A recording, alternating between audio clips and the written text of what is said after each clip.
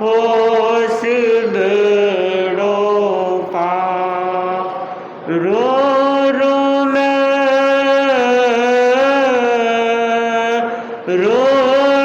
मैं भिक्षु रमान मंत्र सुख कार।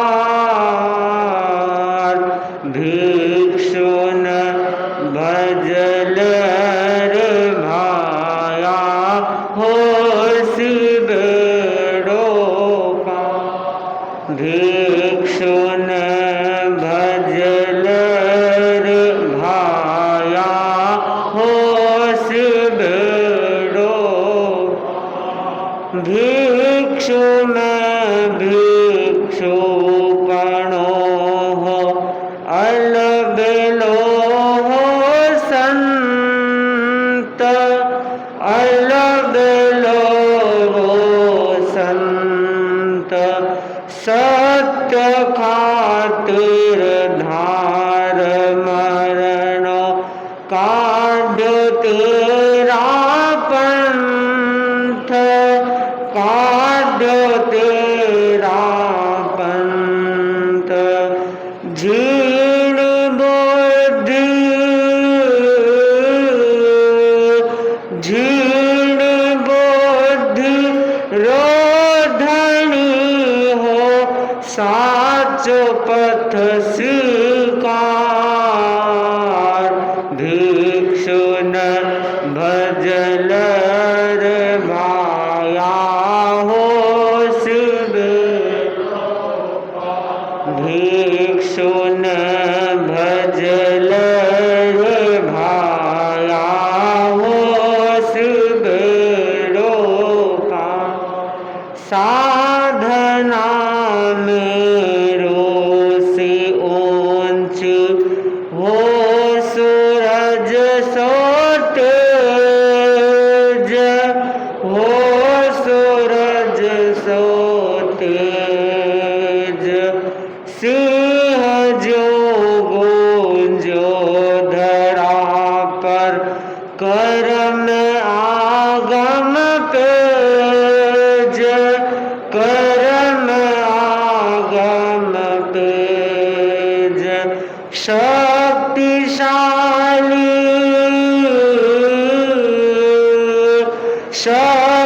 शक्तिशाली नाम बन गयो मरुधरा मंदार। भिक्षु न भजल भाया होश बेड़ो पार। भिक्षु न भजल भाया होश बेड़ो। वीर पत्थरो अथक राही सत्य रोल लक्ष्य। सत्य रोल लक्ष्य। आत्म साधक पाप भीरु रयो सदा निष्पक्ष। रयो सदा निष्पक्ष। नहीं मिलो नहीं मिलो अन्न पानी कष्टारो अंबार। भिक्षु न भजल भाया होश बेड़ो। भिक्षु न भजल भाया होश बेड़ो। सत्य पथ जगन दिखायो कियो घणो उपकार। कियो घणो उपकार। लाख आँखारो हतारो महिमा अपरंपार, महिमा अपरंपार। भक्ति भावा, भक्ति भावा स्यों बाबेरी, बोलो जय जयकार। भिक्षु न भजल रे भाया हो सिबेड़ो, भिक्षु न भजल रे भाया हो सिबेड़ो। रोय रो में,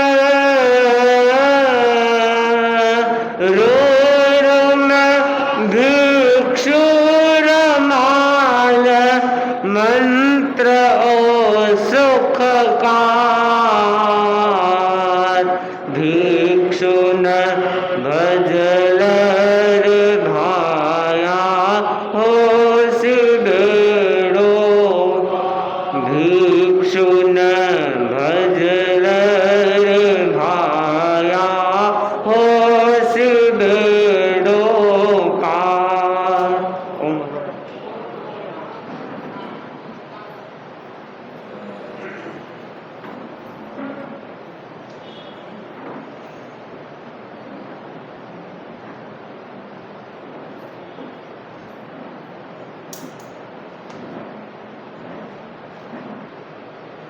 अनंत अनंत आस्था के धाम युग प्रधान महातपस से आचार्य श्री महाश्रमण जी के पावन चरणों में कोटि कोटि वंदन। श्रद्धेय मुनिश्री के पावन चरणों में भाभरा वंदन। उपस्थित समस्त श्रावक श्राविकागण। एक प्राकृत गाथा में कहा गया है, जम इच्छसी अपणतो, जम चन इच्छसी अपणतो, तम इच्छम परस्वी इत्तीनगम जिन शासनम।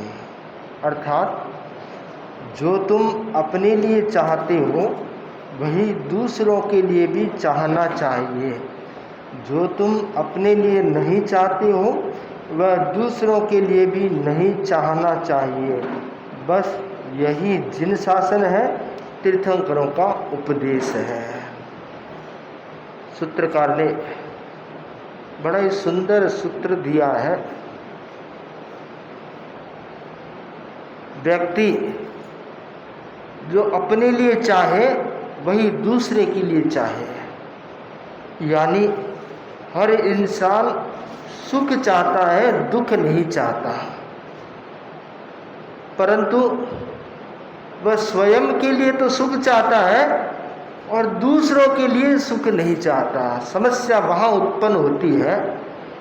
तो जहाँ पर कथनी करने की असमानता होती है या चाहने की असमानता होती है, वहाँ पर जिन शासन फलित नहीं होता है। तीर्थंकरों का उपदेश है, सभी जीव समान है, समान है। सभी जीव जीना चाहते हैं, मरना कोई नहीं चाहता, दुख कोई नहीं चाहता, सब सुख चाहते हैं।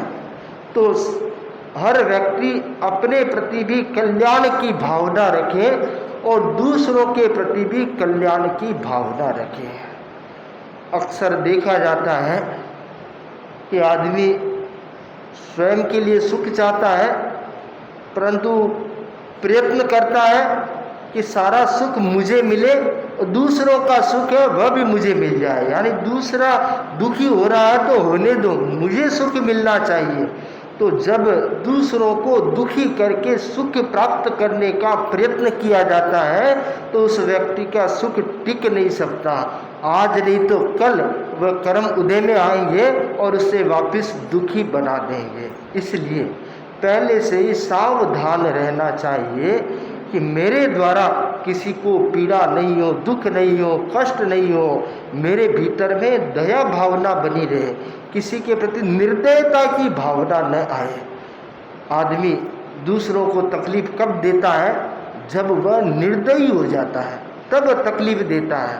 अगर भीतर में दया भावना होती है तो वह दूसरों को दुख नहीं दे सकता, तकलीफ नहीं दे सकता, कष्ट नहीं दे सकता। पुत्र वधू ने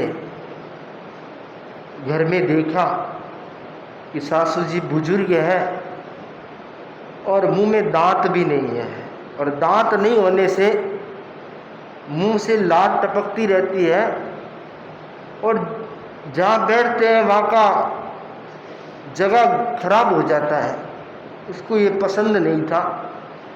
उसने अपने पति से कहा कि माँ जी के मुँह से लार टपकती है, पूरा घर गंदा कर देती है, क्यों नहीं माँ जी को तल घर में भेज दो, तो तल घर ठंडा भी है और माँ जी आराम से रहेगी, पूरे तल घर में घूमो, कोई रोक टोक नहीं होगी। अब बेटे को तो जैसा बताया भाई, बेटे ने माँ से कह दिया माँ जी नीचे तल घर में चले जाओ, वहाँ रह जाओ। माँ जी ने कहा बेटा तू जहाँ रखेगा वहाँ रहूँगा। औरत जब तक पति का साथ होता है तब तक वह बलवान होती है, और पति चला जाता है तो उसके बाद कुछ निर्बलता आ जाती है, पुत्र पर आश्रित हो जाती है। पुत्र जैसा कहेगा वैसा उसे करना है, माँ को करना है। तो माँ नीचे तल घर में चली गई। अब चली तो गई, ऊपर थी, सामने थी, तो कोई चीज़ पूछ भी लेते थे, कोई बता भी देते थे, चार आदमी मिलते भी थे। अब तल घर में तो दिन भर अकेले बैठे रहो, कोई न पूछने आता है न कहने आता है। और बहू ने तो अपना मन का कर लिया। बहू ने एक मिट्टी की थाली पकड़ा दी और कहा कि इसमें मैं समय होने पर खाना लाकर दे दूंगी। तो 2 रोटी बहू रोज सुबह नीचे जाकर डाल के आ जाती। बस उस 2 रोटी पर ही पूरा दिन निकालना पड़ता। 2 रोटी से पूरा दिन कैसे निकले, पर व्यवस्था थी। माँ जी ने सोचा कि अब अंतिम घड़ी नज़दीक लग रही है, जैसे तैसे दिन निकालने हैं। एक दिन की बात है, पोता खेल रहा था बाहर और अचानक उसकी गेंद तल घर में चली गई, और तल घर में भी जो दादी की थाली पड़ी थी, मिट्टी की थाली, उसको जोर से लगी और मिट्टी की थाली थी टूट गई, 4 टुकड़े हो गए। पोता ढूंढता ढूंढता नीचे आया और नीचे देखा क्या तो दादी माँ है। दादी माँ मेरी गेंद। दादी माँ ने कहा गेंद तो पड़ी है, परंतु तेरी गेंद ने मेरी थाली तोड़ दी है। ये थाली टूट गई, अब खाना मिलेगा कि नहीं मिलेगा भगवान जाने, ऊपर से डांट और मिलेगी वो अलग बात है। तो पोता समझदार था, उसने पूछा कि दादी माँ तुम यहाँ क्यों हो? छोटा था तो कहा भाई तुम्हारी माँ ने नीचे भेजा है तो नीचे ही रहना पड़ेगा मुझे। पोते ने कहा कि आपकी थाली टूट गई है तो अब मिट्टी की थाली में भोजन नहीं करना है। कई बार कोई चीज़ टूट जाती है तो वह अच्छे के लिए, कुछ नया आएगा इसलिए पुराना टूट गया, नहीं तो पुराने को पकड़ कर बैठे रहते हैं। पुराना छूटेगा तभी तो नया आएगा, नहीं तो पुराना छूटता नहीं है। तो पोते ने कहा कि दादी माँ ये थाली टूट गई, ये मैं लेके जा रहा हूँ, अब तुम्हारे लिए नई थाली आएगी और चांदी की थाली लगाएंगे। दादी माँ ने कहा ठीक है। पोता गया ऊपर, मम्मी से अलमारी की चाबी मांगी और वो जो मिट्टी के 4 टुकड़े लाया था, थाली के टुकड़े, वो मम्मी के जहाँ गहने रखे हुए थे उस गहनों के पास में जाकर रख दी और अलमारी के लॉक लगा दिया, चाबी मम्मी को दे दी। मम्मी को पता नहीं। दूसरे दिन मम्मी को कोई फंक्शन में जाना था तो नहा धोकर तैयार होकर सोचा गहने पहन लूँ, तो उसने अलमारी खोली, लॉकर खोला तो देखती है गहने के साथ ये मिट्टी के थाली के टुकड़े पड़े। तो मम्मी को याद आया कि कल लड़के ने, उसने चाबी ली थी तो उसने ही रखे होंगे, बच्चा है। उसको बुलाया, अरे भाई ये मिट्टी के टुकड़े यहाँ लॉकर में क्यों रखे हैं, गहनों के साथ क्यों रखे हैं, ये तो बाहर फेंकने जैसे है, और गहनों के साथ रख दिए। तो वह बेटा बोला कि मम्मी ये मिट्टी के टुकड़े, ये मिट्टी की थाली जो तूने दादी माँ को दी थी, जब तुम बूढ़ी हो जाएगी ना तब तेरे को देने के लिए ये मिट्टी के टुकड़े में लॉकर में रखा है, संभाल के रखा है, जब तू बूढ़ी हो जाएगी तेरे को इसमें खाना खिलाऊंगा। जैसे ये कहा और मम्मी की अकल ठिकाने आ गई कि देखो छोटा सा बच्चा है, पर उसने कितनी बड़ी सीख दे दी है कि दादी माँ के साथ कैसा व्यवहार किया है वही व्यवहार तेरे साथ होगा। बच्चे घर में देख देख के सीखते हैं, घर में क्या वातावरण है, क्या माहौल है, उसके अनुसार सीखते हैं।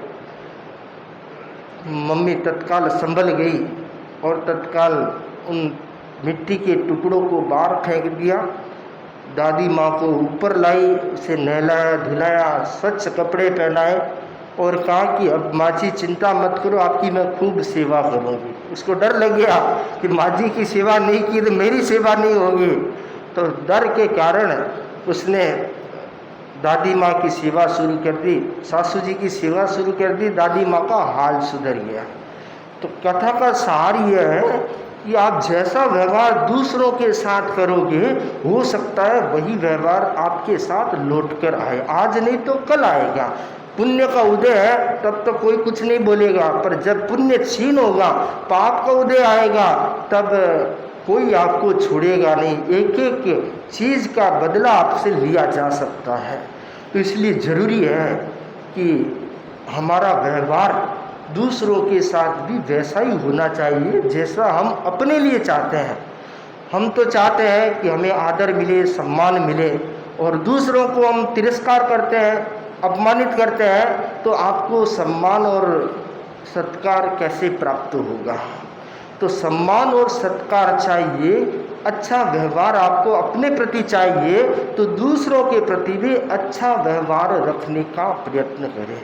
तो दया भाव जिस व्यक्ति के भीतर में होगा वही दूसरों के साथ सद्भावना और सौहार्द से पेश आ सकता है। और दया भाव नहीं होता है, करुणा नहीं होती है, संवेदना नहीं होती है, तो वह व्यक्ति और उसका दिल पत्थर के समान होता है, निर्दयी होता है। करुणा नाम की चीज़ नहीं होती है। तो जहाँ करुणा नहीं होती है वहाँ पर वह व्यक्ति न धार्मिक हो सकता है, न आध्यात्मिक हो सकता है, न संत हो सकता है, न उसके जीवन में कभी बसंत आ सकता है। तो बहुत ज़रूरी है कि जिन शासन का सार है व्यक्ति व्यक्ति के भीतर में दया का भाव उत्पन्न हो, करुणा का भाव उत्पन्न हो। भगवान महावीर ने षड जीव निकाय की व्याख्या की, 6 प्रकार के जीव बताए। हालांकि अन्य धर्मों में बताया कि मनुष्य को मनुष्य अपने समान समझो, पशु के साथ दुर्व्यवहार मत करो, अन्य धर्मों में भी बताया है। परंतु भगवान महावीर ने तो उससे आगे जाकर के पृथ्वी, पानी, अग्नि, वायु और वनस्पति, तिरस्कार, इन सब के प्रति सद्भावना का व्यवहार हो, किसी के साथ दुर्व्यवहार न हो, किसी को पीड़ित न करे, किसी को दुखित न करे, ये संदेश भगवान महावीर ने दिया है। तो जहाँ पर षडकाय के जीवों की दया होती है, उनकी हिंसा नहीं करने का संकल्प होता है, अनावश्यक हिंसा से बचने का संकल्प होता है, वहाँ पर अहिंसा की भावना और दया की भावना फलवान बनती है।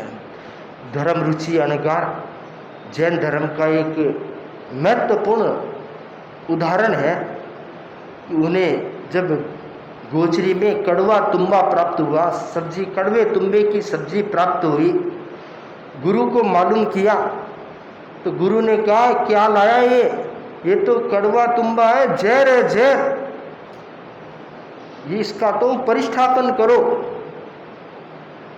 साधु के लिए कहा गया है कि जो भोजन संयम को पोषण दे वो भोजन करनी है, और जिस भोजन से संयम की हानि हो वो भोजन करना नहीं कल्पता है। तो ये तो संयम की हानि करने वाला भोजन है, तो इस भोजन का परिष्ठापन करो। परिष्ठापन की आज्ञा दी।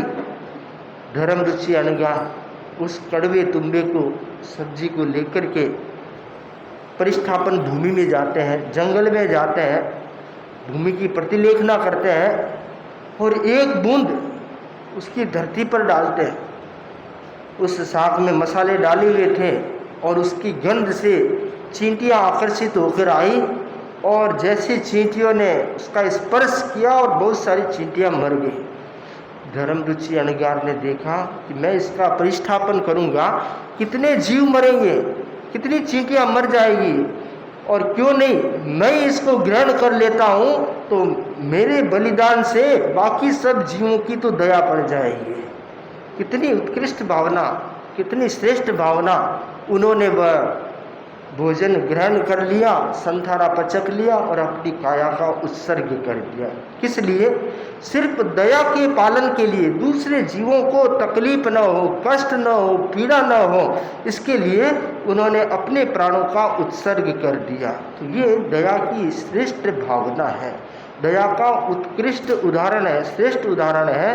तो हर व्यक्ति के भीतर में दया भाव होना चाहिए। मनुष्य करा रहे हैं मथेन मंदा में अहिंसा के अवतार भगवान महावीर स्वामी के श्री चरणों में कोटि से वंदन। युग प्रदान आचार्य श्री महासमुंद के श्री चरणों में कोटि से वंदन। मुनिवृंद, उपस्थित धार्मिक प्रेमी भाइयों बहनों, प्रभु महावीर की वाणी है,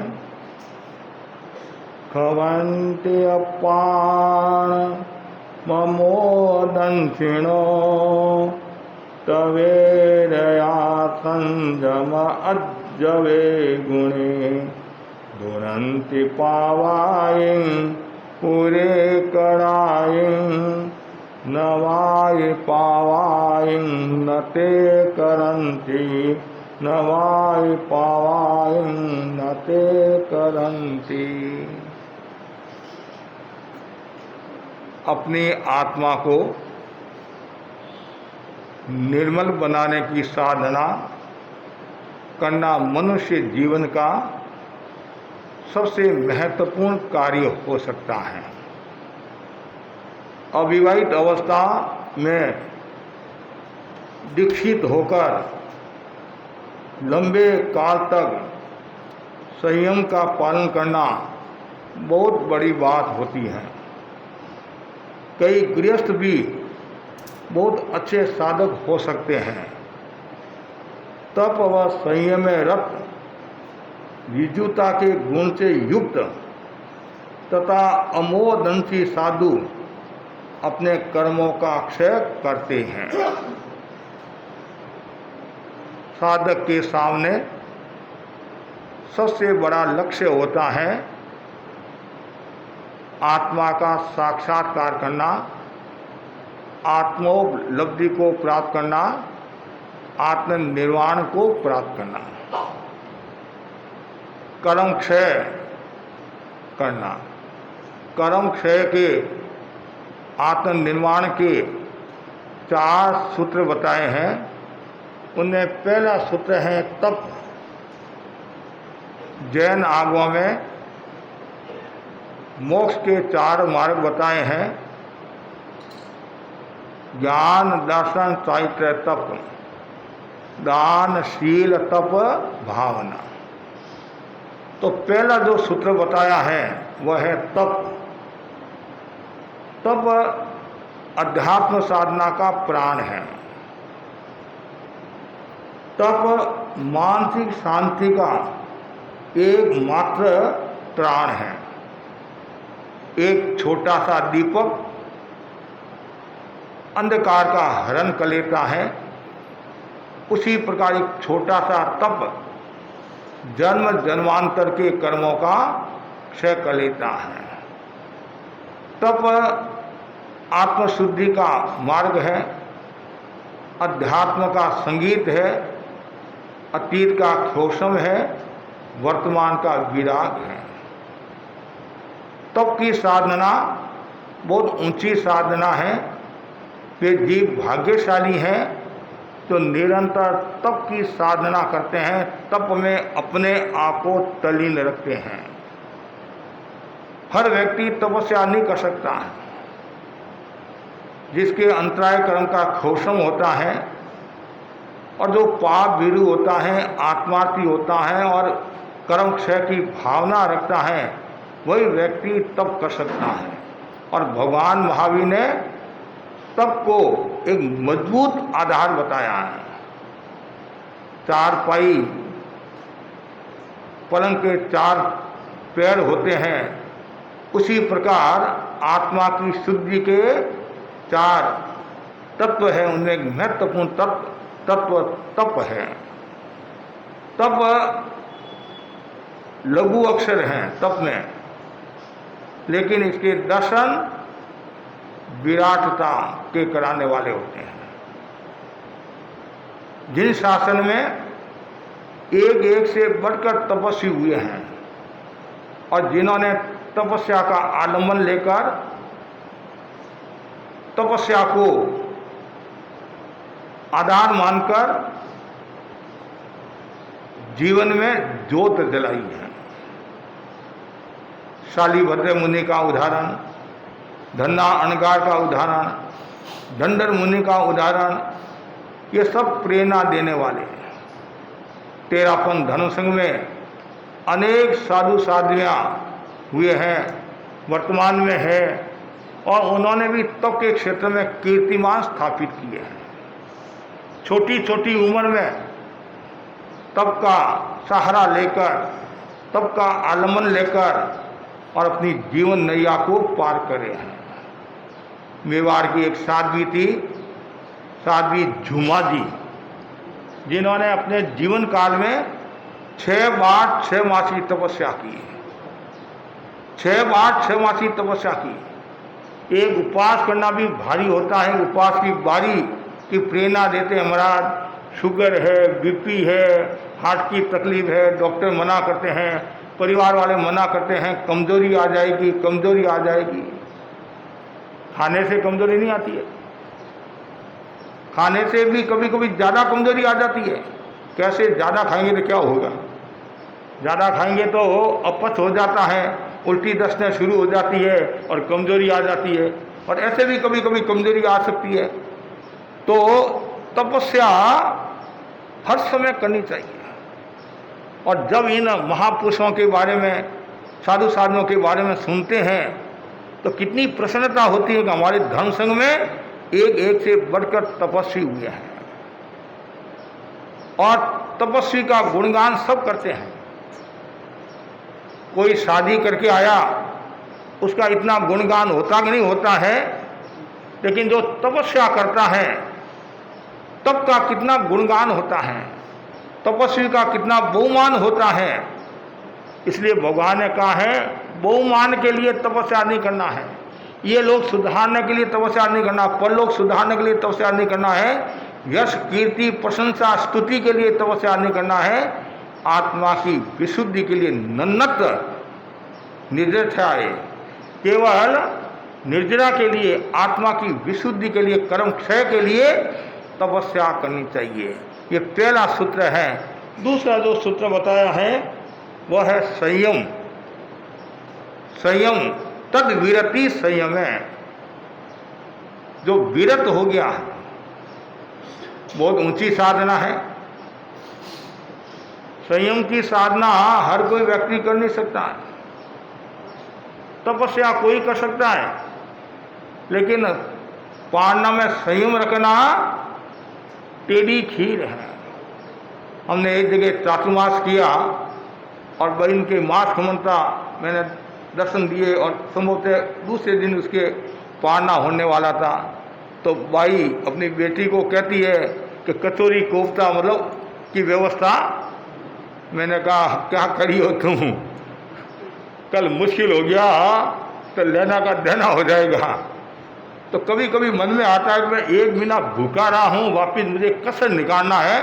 मैं 25 किलो वजन मेरा कम हो गया है, 30 किलो मेरा वजन कम हो गया है, और एक साथ में मुझे वजन बढ़ाना। कभी ऐसी भूल मत करना। और कभी कभी नुकसान हो जाता है, इसलिए संयम बहुत जरूरी है। और जो व्यक्ति जितना ज़्यादा संयम रखेगा, उसकी नैया उतनी ही जल्दी पार होगी, वो आत्मनिर्वाण की ओर बढ़ेगा। इसलिए कहा गया संयम समय प्रबंधन है, संयम विवेक का जागरण है, और संयम पर्यावरण को सुरक्षित करने वाला तत्व है। जितना ज़्यादा संयम उतनी शक्ति का संवर्धन होगा, जितना ज़्यादा संयम उतना आपका मनोबल, आत्मबल, धृति बल, शक्ति बल बढ़ेगा, और जितना ज़्यादा संयम होगा उतनी ही आपकी साधना सफल होगी। सारा खेल संयम का है। संत महात्मा को क्यों वंदन करते हैं, क्यों नमस्कार करते हैं? उनके जीवन में संयम है, त्याग है। त्याग की साधना बहुत ऊंची है। और कहते हैं धर्म की जड़ हरि होती है, तो त्याग की जो जड़ है वो हरि होती है। जिसके घर में त्याग है, तपस्या है, संयम है, तो वहाँ आनंद ही आनंद है, लक्ष्मी लक्ष्मी है, सरस्वती दुर्गा सबका निवास रहता है। सामने रसगुल्ले आ गए। आप जानते मेरे शुगर की बीमारी है, और रसगुल्ले आ गए। आपको खाना नहीं है, फिर भी आपका मन ललचाता है और खा भी लेते हैं। परिवार वाले कहते हैं अरे तुम्हारे को खाना नहीं है, शरीर के लिए नुकसानकारी है, तो वापिस क्या जवाब देता है कि एक गोली एक्स्ट्रा ले लूँगा। सामने वाला व्यक्ति इतनी मुनवार कर रहा है, उसके रसगुल्ले खराब न हो जाए, दुर्गंधी आने लग जाए। कुछ चीज़ें ऐसी 2-4 दिन चल जाती है, कुछ चीज़ें ऐसी होती है जो दूध की बनी हुई होती है, वो ज़्यादा लंबे समय तक चलती नहीं, उनका नुकसान न हो रहे, उनका नुकसान की चिंता कर रहा है, तो तेरी आत्मा का नुकसान हो रहा है, तेरे शरीर का नुकसान हो रहा है, और धन का नुकसान हो रहा है, वो चलता है। सामने वाले व्यक्ति का नुकसान नहीं होना चाहिए। वो सामने वाले व्यक्ति की चिंता नहीं कर रहा है, वो अपने पेट की चिंता कर, आने दो आने दो। और कभी कभी आदमी तो इतना खाने लग जाता है तो लोग कहते हैं कि पेट है, पेटी नहीं है, पेटी नहीं है, आने दो, फिर आने दो, फिर जाने दो, और क्या होगा। इसलिए संयम जरूरी है, और जितना ज़्यादा संयम होगा उतनी आपकी साधना सफल होगी। हमारे एक संत थे, मुनि छोटोजी स्वामी, जयपुर के थे, जाति से ओसवाल, गोत्र से झालावत थे, और शरीर में बहुत हट्टे कट्टे थे। उनका संघनन बहुत मजबूत था, और वो सांड के दोनों सिंग पकड़कर सांड को साइड में कर लेते थे। एक बार ऐसा हुआ, ये जयपुर जो मिला भवन है, जौरी बाजार मिला भवन, तो उधर की गलियां संकरी है, तो ऋषि राय, युवाचार्य आदि श्री पधारे थे, और सांड आ गया। सांड आ जाता, वो कभी चमक जाता है नहीं, तो मुश्किल हो जाता है। महाराज मेरे को आगे आने दो। आगे आया और सांड के दोनों सिंग पकड़कर साइड में कर दिया उसको, और पकड़ कर रखा ऐसे, और महाराज को कहा पधार गए, और फिर उसके सिंग छोड़ दिए ऐसे। और कुछ तो बकरे से भी डरते हैं, कुत्ते से भी डर जाते हैं, और चिपकली आ जाती है तो पूछो ही मत। कॉकरेज आता है, कभी कभी हलचल हो जाती है। एक कल लट आदि आ गई हुई, कल परसों की बात होगी, इतने में तो कांसलो आ गया, इतने में तो हलचल होगी। लेकिन उनका संघनन मजबूत था। एक बार उन्होंने अर्ज की मुनिराज आदि से, मेरे को दीक्षा लेना है। क्या कहा? दीक्षा लेना है। तो उनकी जो खुराक थी, सामान्य खुराक नहीं थी, स्पेशल खुराक। उस समय आज से सैकड़ों साल में, करीब 150-200 साल समझ लो करीबन, और रोजाना 5 रुपये की रबड़ी खाते थे। ये ऋषि राय के समय की बात है। अब देख लो कितने साल हो गए, 150 करीबन मतलब 5 रुपये की रोजाना रबड़ी खाते थे। राबड़ी नहीं, रबड़ी खाते थे। और संतों को कहा दीक्षा लेना, अर्ज की। फिर युवाचार्य को कहा, जीतमती स्वामी को, मुझे दीक्षा लेना है। अरे भाई दीक्षा या रबड़ी कहाँ से मिलेगी? क्यों रबड़ी का शौकीन है कि महाराज 2 रोटी तो मिल जाएगी, 2 रोटी भी नहीं मिलेगी तो भी चलेगी। आपको आश्चर्य होगा। साधना शुरू की, पक्के तो थे ही, और युवाचार्य का तो और साधना करा दे, कल समस्या नहीं आ जाए। और करते करते उन्होंने भोजन चौथाई कर दिया, और फिर दीक्षा उनकी होगी। और दीक्षा के बाद में भी उन्होंने खाने का बहुत संयम कर दिया, बहुत संयम कर दिया। ऐसे विरले जीव तो कम होते हैं, लेकिन जो व्यक्ति संयम करता है वह आगे बढ़ जाता है। और कभी संयम नहीं होता है तो नुकसान भी हो जाता है, नुकसान भी हो जाता है। इसलिए हर प्रवृत्ति में संयम का भाव रखना चाहिए, और जितना ज़्यादा संयम होगा उतना ही विवेक जागृत होगा, और जितना ज़्यादा संयम होगा चंचलता कम होगी, एकाग्रता का विकास होगा, और व्यक्ति शक्ति संपन्न बनेगा।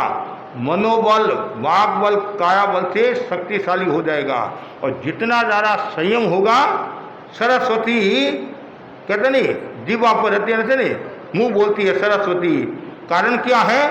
संयम होता है, चंचलता कम, कसाय कम, और कम बोलता है आदमी तो उसको शक्ति प्राप्त होती है।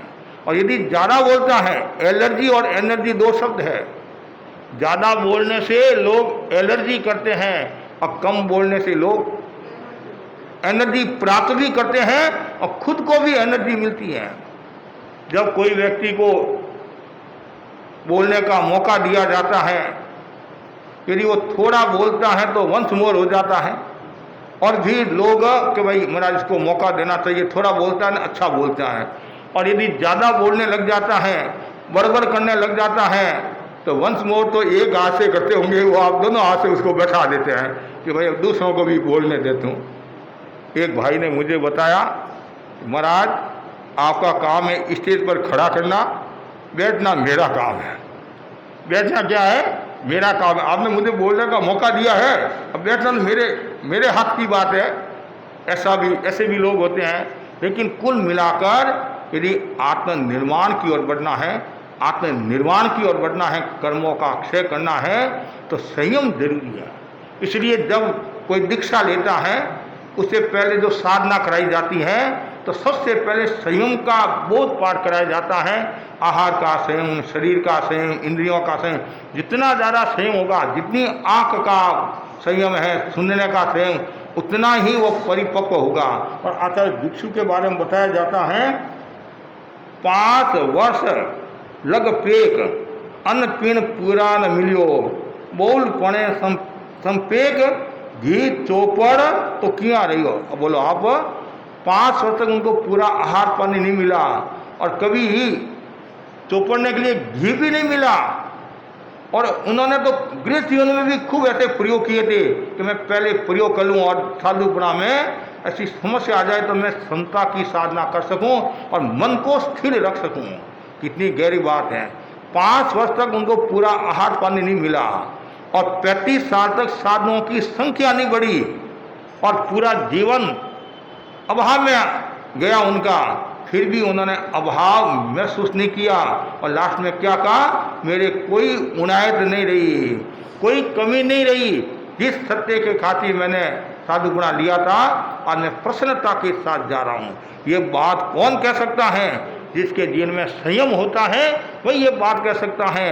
और जहाँ असंयम है और तो वहाँ समस्या आ जाती है। कोई क्षेत्र में जाते हैं, आहार पानी नहीं मिलता है, तो टीका टिप्पणी करते हैं, तो कर्मों का बंधन होता है। लेकिन उसमें यह सोचना, असहज जी मेरे उपवास हो गया है। ऐसे तो लोग उपवास करने देते नहीं है, बार बार गोश्री की भावना भाते हैं, और ऐसे सोचना असहज जी मेरे उपवास हो गया, और आर आ गया ये सोचना बस समता के साथ गृहस्थ लोगों का भी व्रत बीत गया, और मेरे निर्जरा भी हो रही है।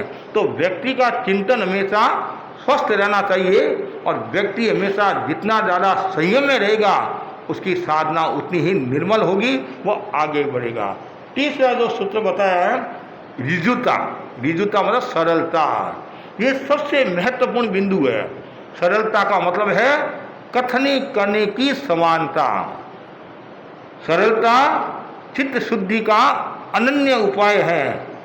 अज्ञान, संदेह, माया, स्वार्थ का आवरण हटते ही ऋजुता प्रकट होती है। कितना सुंदर कहा है।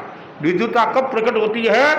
जब आपका अज्ञान दूर होता है, माया दूर होती है, संदेह दूर होता है, अज्ञान दूर होता है, कषाय दूर होता है, तब पूर्ण सरलता का विकास होता है। कथनी करने की समानता। वीतराग किसको कहा गया है? वीतराग यथाख्यात चारित्र किसको कहा गया है? यथाख्यात, जो जैसा कहता है वैसा करता है, वो है यथाख्यात चारित्र। कितना यथाख्यात, मतलब यथाख्यात इसका मतलब है पूर्ण सरलता, कथनी करने की समानता। बहुत ऊंची बात है। और जो कथनी करने की समानता रखता है वह निरंतर गति प्रकृति करता है। हमारे पुराने संत एक दुआ फरमाते थे, मीठी कथनी खांड सी, मीठी कथनी खांड सी, करणी विष सम जोए। कथनी सी करणी करे तो नर नारायण होए। कितना सुंदर है। और जो जैसा है वैसा बोलता है, जैसा करता है, नर से नारायण हो जाता है। सबसे बड़ा धर्मस्थान कौन सा है? थानक उपासना मंदिर मस्जिद नहीं है। सबसे बड़ा धर्मस्थान क्या है? मनुष्य का अंतःकरण, पवित्रता। मनुष्य जितना ज़्यादा पवित्र होगा और जितना ज़्यादा सरल होगा उतना ही उसका विकास होगा। सरल शब्द भी, ये भी रस्व है, कोई इसमें दीर्घ नहीं है, कोई गुरु नहीं है, सब सरल सरल। हमें सुई की तरह सरल होना। सुई क्या करती है? जोड़ने का काम करती है। और कैंची क्या करती है? काटने का।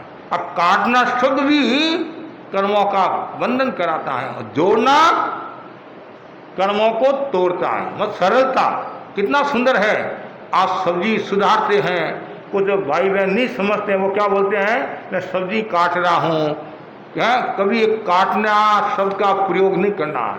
यहाँ बंगाल में एक जाति है सराग जाति, सराग, ये मूल तो श्रावकी है, सराग जाति है। और वो कोई फंक्शन आदि में जाते हैं और वहाँ यदि कोई बोल देता है कि भाई सब्जी काटो, तो उसके घर का भोजन ही नहीं करते हैं। ऐसा मैंने पहले सुना था। तो और अभी मैंने एक बहन से सुना था कि यहाँ बंगाल में खूब परिवार है और आज भी उनमें से कुछ ऐसे परिवार है जो रात्रि भोजन नहीं करते हैं। तो कितना मतलब हमेशा सुधारने का शब्द, मतलब कितना ऐसे भी आपके बच्चे को सुधारना है कुछ कर नहीं, बच्चे को मार मार कर सुधारेंगे तो बस हो गया। अब मार मार कर सुधारेंगे तो क्या होगा? पहले तुम्हारे खुद के भीतर में हिंसा का भाव है तो फिर कैसे उसको सुधारेगा? और एक आप प्रेम से सौहार्द से कोई बात करते हैं तो उसका अलग मूल्य होता है। तो हमेशा सुधारने का भाव रहना चाहिए। तो जो सुई है वो जोड़ने का काम करती है और कैंची काटने का काम करती है। तो तोड़ने का काम करती है, हमें तोड़ना नहीं है, हमें जोड़ना है। जोड़ना और तोड़ना हमारा काम है, जोड़ने का। जितना ज़्यादा हम लोगों को जोड़ेंगे, परिवार को जोड़ेंगे, समाज को जोड़ेंगे, उतना ही धर्म संघ शक्तिशाली होगा। साधु साधु क्यों पधारते हैं? घरों को जोड़ने के लिए आते हैं, घरों की सार संभाल के लिए आते हैं। सभा संस्थाओं के अध्यक्ष मंत्री किस लिए बनते हैं? घरों की सार संभाल के लिए, व्यवस्था के लिए और घरों को संभालने के लिए, जोड़ने के लिए। और कोई यदि पदाधिकारी बनकर जोड़ता नहीं, तोड़ता है तो उल्टा नुकसान हो जाता है। कभी कभी तो कहते हैं यदि तू जोड़ नहीं सकता है तो कम से कम तोड़ तो मत। मतलब तू धन नहीं कमा सकता है, चुपचाप बैठा रहे, धन को गमा तो मत। मूल पूंजी आता नहीं उत्तराधीन सूत्र में, मूल पूंजी क्या है? मनुष्य जीवन। और उस पूंजी को बढ़ाना क्या है? देवत्व। घटाना क्या है? तिर्यंत नरक है। ये घटाना हो गया। तो तू यदि बढ़ा नहीं सकता है तो कम से कम घटा तो मत। मूल पूंजी को सुरक्षित रख, मनुष्य जीवन को तो सुरक्षित रख। और मनुष्य जीवन में कौन आता है? मनुष्य गति में आने के 4 कारण हैं। उनमें एक कारण कौन सा है? प्रकृति से सरल। और जो जितना ज़्यादा प्रकृति से सरल होगा तो उसकी आत्मा का तो विकास होगा और लोग भी उसके पास में बैठेंगे। एक सरल होता है, एक घोड़ा होता है। एक सरल, एक 3 शब्द नहीं, घोड़ा, भला और चालाक। घोड़ा नहीं होना, भला होना। जो भला होता है उसको लाभ होता है। भला का उल्टा क्या है? लाभ होता है। और चालाक होता है तो वो खुद तो नुकसान पहुंचाता है और कभी कभी दूसरों का भी नुकसान पहुंचा देते हैं। कुछ लोग ऐसे चालाक होते हैं, लोमड़ी की तरह। लोमड़ी चालाक होती है ना, ऐसा कहा जाता है। चालाक होते हैं वो इतने मीठे बोलते हैं और परिणाम ये आता है खुद का भी नुकसान दूसरों का भी नुकसान कर लेता है। और सबसे महत्वपूर्ण बात बताई है, प्रायश्चित कौन करेगा, शुद्धि किसकी होती है, जिसकी आत्मा सरल होती है और उसकी शुद्धि होती है, और जिसकी आत्मा सरल है वही प्रायश्चित कर सकता है। और यदि दांत पेच खेलता है तो वह शुद्ध नहीं हो सकता है। आपने नाम सुना होगा साध्वी लक्ष्मणा का, ऐसा कहा जाता है 80-24 पूर्व की घटना है। कितनी? 80-24 पूर्व की घटना है। साध्वी लक्ष्मणा जब वो गृहस्थ जीवन में थी, उसकी शादी हुई और शादी के कुछ दिन बाद ही उसके पति का स्वर्गवास हो गया। सत्यों का संपर्क मिला और वैराग्य का भाव जगा और अपने आप को तोलकर उसने दीक्षा ली।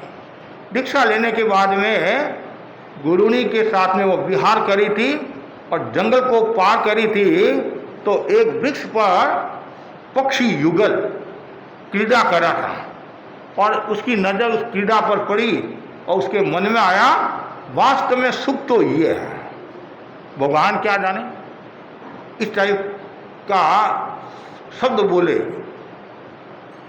जैसे ये शब्द बोले और कुछ ही क्षण अरे गजब कर दिया, मैं साध्वी हूँ और भगवान के बारे में ऐसा। और यदि ही इसमें सुख होता तो घर बार क्यों छोड़ा, मैंने घर बार क्यों छोड़ा, ऐसा वैसा।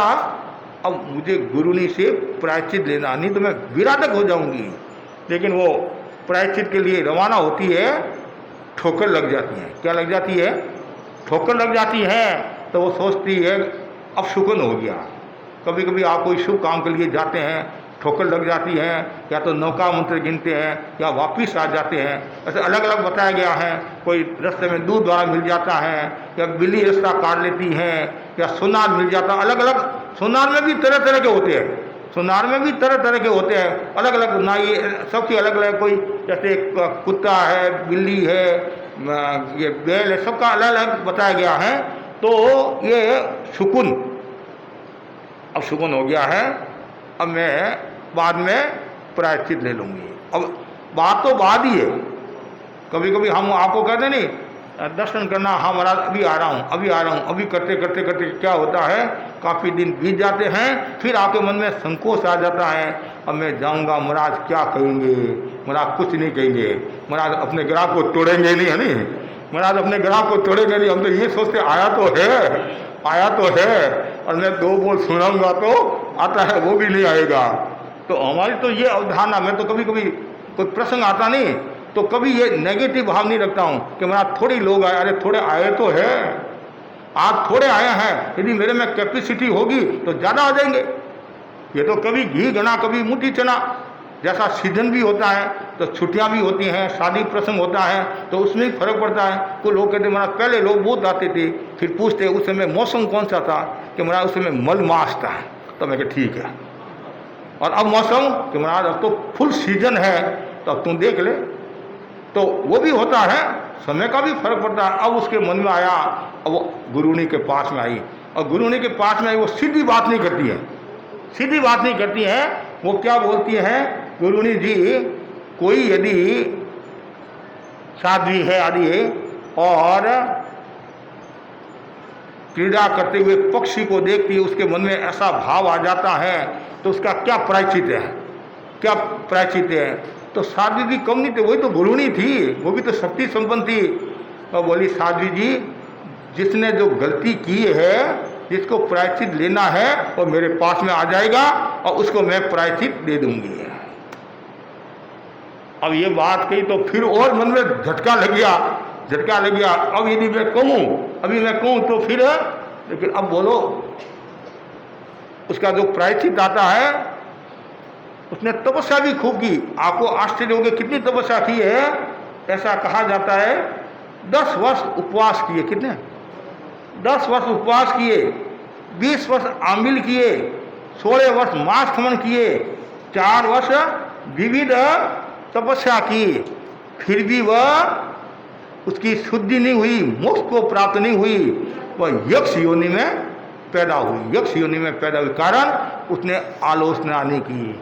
जब आलोचना नहीं करता है, आप कितनी तपस्या कर लो, लेकिन जब तक आलोचना नहीं होती है तब तक आत्मा की शुद्धि नहीं होती है। मैं तो बार बार सबको प्रेरणा देता हूँ, गलती किसी से भी हो सकती है, मेरे से भी हो सकती है, आपसे भी हो सकती है। जब तक हम छद्मस्त हैं तो गलती संभव है, मोह कर्म का उदय है, लेकिन गलती होना कोई बड़ी बात नहीं है। प्रायश्चित कर लेना चाहिए, शुद्ध हो जाना चाहिए। यहाँ तो बस थोड़े से भी काम हो जाएगा। यदि आपके कोई बीमारी है, पेट की बीमारी है, और आपने डॉक्टर को बता दिया मेरे पेट की बीमारी है, तो जल्दी इलाज हो जाएगा। और आपके बीमारी तो पेट की, और आप कहते मेरे तो माथा दर्द कर रहा है, तो फिर इसका क्या परिणाम आएगा? मेरे तो ये बीमारी है। इसलिए कहा जाता है गुरु से, डॉक्टर से कभी बात छिपाना नहीं चाहिए, और माँ बाप से भी कभी बात नहीं छिपाना चाहिए। कोई गलती भी होगी है तो माँ बाप को बता दो, तो माँ बाप आपको कुछ नहीं कहेंगे। अरे थोड़ा डांट भी दिया, ये सोचना मेरे हित के लिए कह रहे हैं, मेरे भविष्य को सुधारे हैं, संवारे हैं, तो आप बच जाओगे। लेकिन अब साथ जी लक्ष्मणा जी ने मतलब आलोचना नहीं की और बिना सोचे विचार ये कार्य किया, जिसका ये परिणाम आया। इसलिए हमेशा सरलता के साथ में गलती को स्वीकार कर लेना चाहिए। और लास्ट जो बिंदु, बहुत महत्वपूर्ण बिंदु बताया है, अमोहदर्शी दंशी। अमोहदंशी मतलब जिसके मोह नहीं है वह आत्मनिर्वाण को प्राप्त होता है। ऐसा कहा जाता है मोह दुनिया का सबसे बड़ा अंधकार है। मोह दुनिया का सबसे बड़ा अंधकार है। लोग की जंजीर को तोड़ना सरल है, मगर मोह के कच्चे धागे को तोड़ना महादुष्कर है। दुष्कर नहीं, अति दुष्कर, महादुष्कर है। ऐसे अनेक उदाहरण आते हैं। मोह के कारण आदमी मोक्ष को प्राप्त नहीं हुआ। शालीभद्र और धनजी की घटना आपके सामने है। दोनों सारा बहने थे, सारा बहने थे नहीं, धनजी और शालीभद्र, दोनों ने दीक्षा ली और पर्वत पर जाकर साधना और संथारा कर लिया। तो जब उनकी माँ भद्रा ही थी नहीं, शालीभद्र की माँ भद्रा, और गोभद्र पिता का नाम भद्रा, वो भद्रा और राजा सैनिक भगवान के दर्शन करने के लिए आते हैं और भगवान से निवेदन करते हैं कि मेरा बेटा कहाँ है। भगवान ने कहा उन्होंने तो संथारा स्वीकार कर लिया है, और पर्वत पर संथारा स्वीकार कर लिया है। तो दर्शन करने के लिए गए मतलब धनजी और शालीभद्र जी के, लेकिन वो तो अब लास्ट अवस्था, मतलब संथारा के भी अलग अलग रूप है, पादोगम संथारा अलग अलग से रूप है। तो महाराज दर्शन दो, दर्शन दो, दर्शन दो, दर्शन दो। एक बार तो आँख खोल दो, माँ को देख लो, माँ को देख लो। और एक सासू, धनजी के तो सासू होगी, लेकिन धनजी तो पक्के रहे, मुझे तो मेरी आत्मा का कल्याण करना, न माँ है न बाप है। शालीभद्र जी के मोह आ गया, थोड़ा सा मोह आ गया, आंखें खोल दी, वापिस बंद कर दी, वो आगे की बात है, लेकिन मोह आ गया। ये मोक्ष में जाने वाला था, वो कहाँ गया? सर्वात सिद्ध में गया। अब बोलो, आप देखो थोड़ा सा, अब गौतम स्वामी और महावीर स्वामी का उदाहरण आता है। ऐसा कहा जाता है, अलग अलग बातें आती है। इंद्र ने भगवान से कहा कि गौतम स्वामी को आप दूसरी जगह भेज दो, दूसरी जगह भेज दो, कि ये मोह है, और भी कई मतलब तो उनको दूसरी जगह भेजा। और जब उनको पता चला कि भगवान मोक्ष में पधार गए हैं, बच्चे की तरह रोने लगे, विलाप करने लगे। अरे भगवान, ऐसा मैंने कौन सा अन्याय किया? सारी जिंदगी में आपकी सेवा में रहा और लास्ट में आपने मुझे भेज दिया।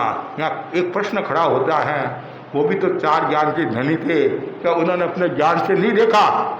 लेकिन आप जानते, जो विनीत होता है, आज्ञाकारी होता है, वो इस प्रकार का चिंतन नहीं करता। उनको यदि नॉलेज भी होगा, कुछ भी भगवान की आज्ञा है तो आज्ञा, और फिर बाद में वापिस चिंतन बदला, भावना बदली। अरे भगवान ने तो मेरे हित के लिए किया है। मोह कर्म को किया क्षीण और केवल ज्ञान हो गया। जो अमोदंशी, जो मोह नहीं रखता है कोई भी प्रकार का, न तो जीवन का मोह, न परिवार का मोह, न दुकान का मोह, न धन का मोह, किसी का भी मोह नहीं रखता है। ये मोह बड़ा खतरनाक मोह, मतलब ये हंता है, मानने वाला है। इसलिए व्यक्ति अमोदंशी बने तो वो आगे बढ़ सकता है। ये 4 सूत्र हैं जो आत्मा को निर्मल बनाना सबका लक्ष्य रहता है। और साधना के शिखर तक पहुंचना सबका लक्ष्य रहता है। कर्म क्षय का भाव सबके रहता है। तो यहाँ बताया है ग्रंथ का मतलब आगमकार ने कि जो व्यक्ति ये 4 सूत्र जो बनाए नहीं, तप, संयम, विजुता और अमोदंशी की साधना करने वाला कर्मों का क्षय करके मोक्ष को प्राप्त हो जाता है। तो हमारा एकमात्र लक्ष्य रहना चाहिए, मुझे मेरी आत्मा की शुद्धि करना है। और जो व्यक्ति आत्मा की शुद्धि पर मन को केंद्रित करता है और आत्मा की शुद्धि पर ध्यान देता है तो कभी न कभी वह मोक्ष को प्राप्त हो जाएगा। इसी आशा के साथ ओम आनंद।